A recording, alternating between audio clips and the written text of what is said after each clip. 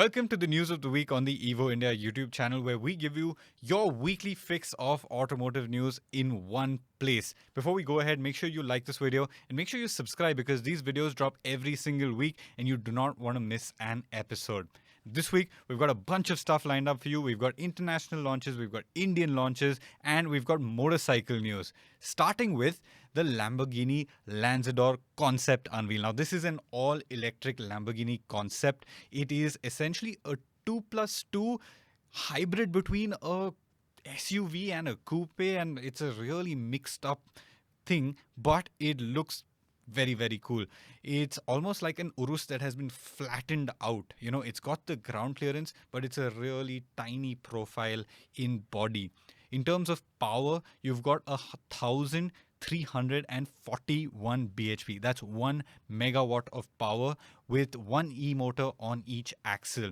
It's got 2+2 seating, so you've got two doors, and inside you can seat 4 people. The roof height is only around 1.5 meters, which is around the height of a Golf. So that should give you an idea of how this concept is going to look in the flesh. You've obviously got all-wheel drive and vectoring. All of these modern day crazy horsepower supercars have them, especially with the electricity and the electric motors. You can get plenty of torque vectoring in there. Active aerodynamics, that was obviously expected. Air suspension, so you can probably lift it up even more than it's already lifted up. The interior is made out almost entirely of sustainable and recycled materials. Sustainability is a buzzword nowadays, and even Lamborghini is biting that bullet.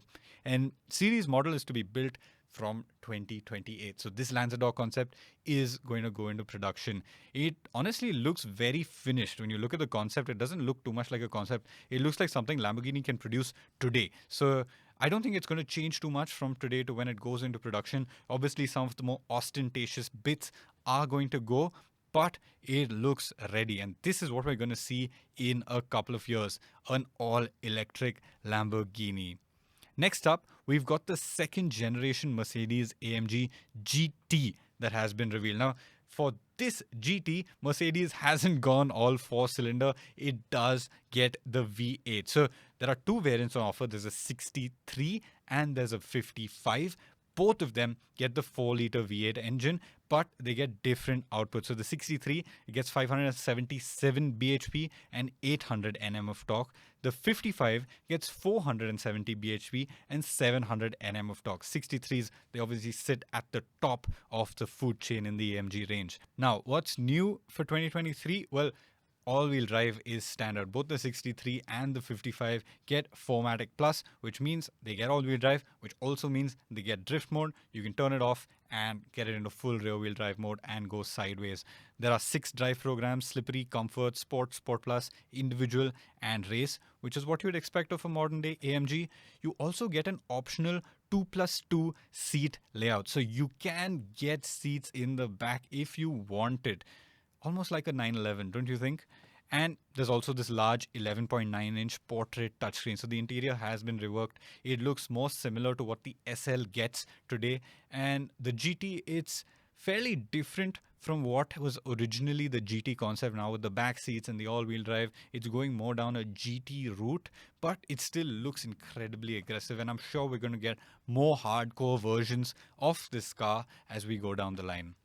Now, number 3, very important news. Bharat NCAP has been introduced. It's not live yet. It will be in effect from October 1, but it has been officially announced and all of the parameters have been announced. Now, let me just run you through what we know about it. First of all, testing of cars is voluntary.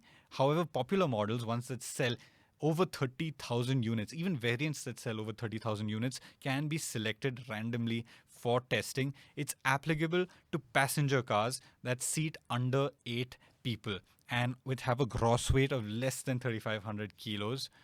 Vehicles will be assessed on a number of different criteria. One of them is adult occupant protection, child occupant protection, and safety assist technologies like your ADAS features.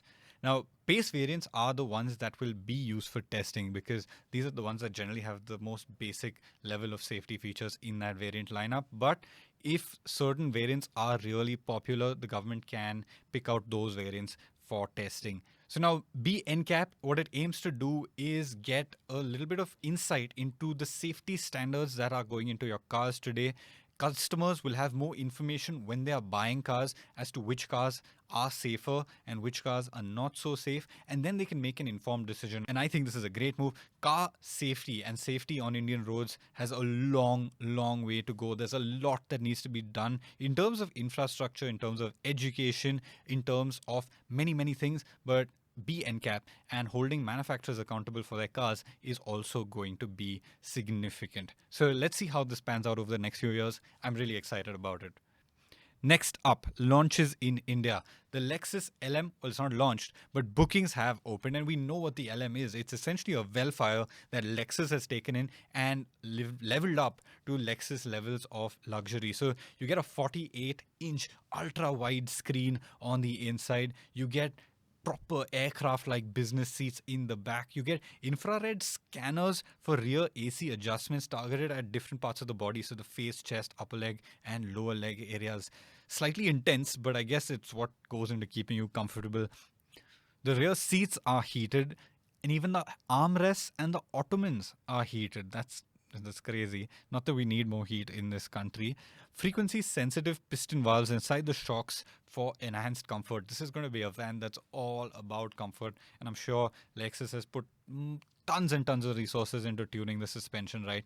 You've obviously got great sound systems, and the Lexus LM, it just looks so cool. It looks so visibly Japanese in its elements and also in its shape, and I absolutely love it. How lavish it is, how ostentatious is it, and how it moves away from the luxury SUV class to give us something that's luxury but different. Really cool. Another announcement is that the EQE SUV is going to launch in India on September 15th. Now, the EQE SUV is an all-electric SUV based on the EQE sedan. We don't have the EQE sedan in India, but what you can probably compare it to in India's lineup is the GLE. So think of it as an electric GLE, but not based on the GLE's platform. It's going to be available in two trims, the 350 and the 500, though I'm not sure which one's going to come to India. Most likely the 350. The 350, it gets a 284 bhp motor, 565 Nm, and it does 0 to 100 in 6.2 seconds, which is more than adequate. The 500 trim is even more mental, 4.6 seconds to 0 to 100, which I don't think we need in India. The EPA range is also 407 for the 350 trim. Both of them get a 90.6 kilowatt hour battery pack, which is fairly large, and you get big displays as you would expect on any modern Mercedes. You get that whole ultra screen, hyper screen, whatever they call it, on the interiors. You get air suspension, obviously luxury car. You get optional rear axle steering. I suspect that won't come to India. Illuminated running boards, nice, and wheel sizes from 19 to 21 inch.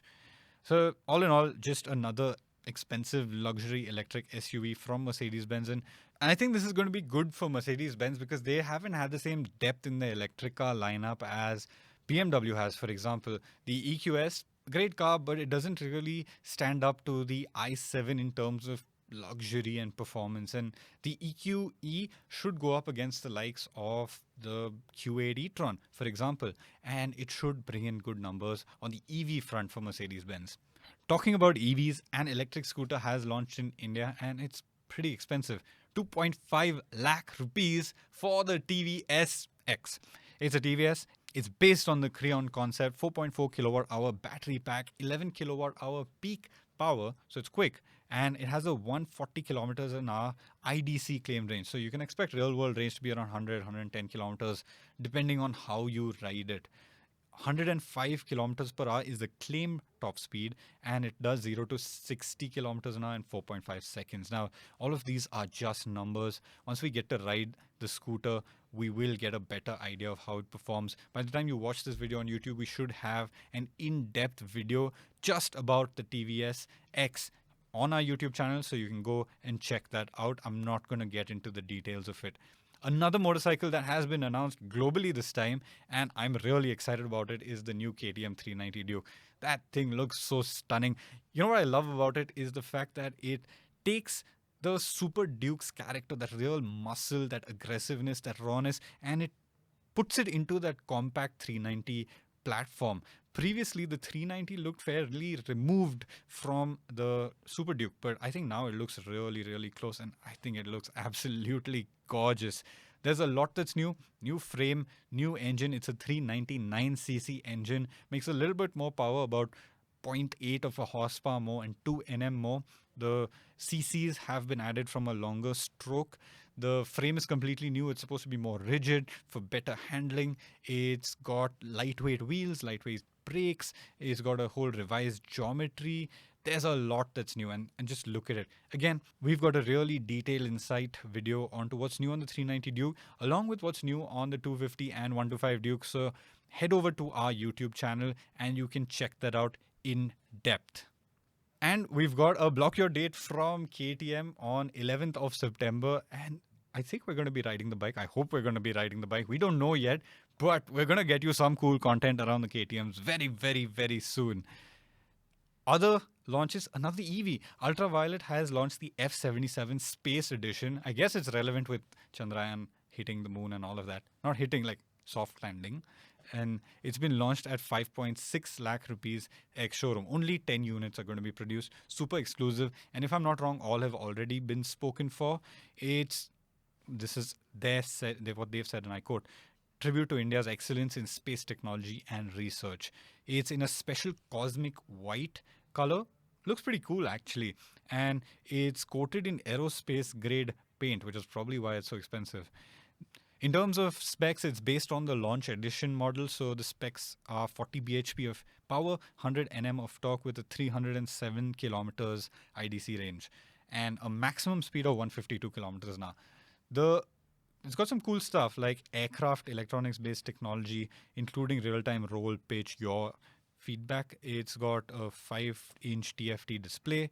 And booking commence on October 2nd at 6 p.m.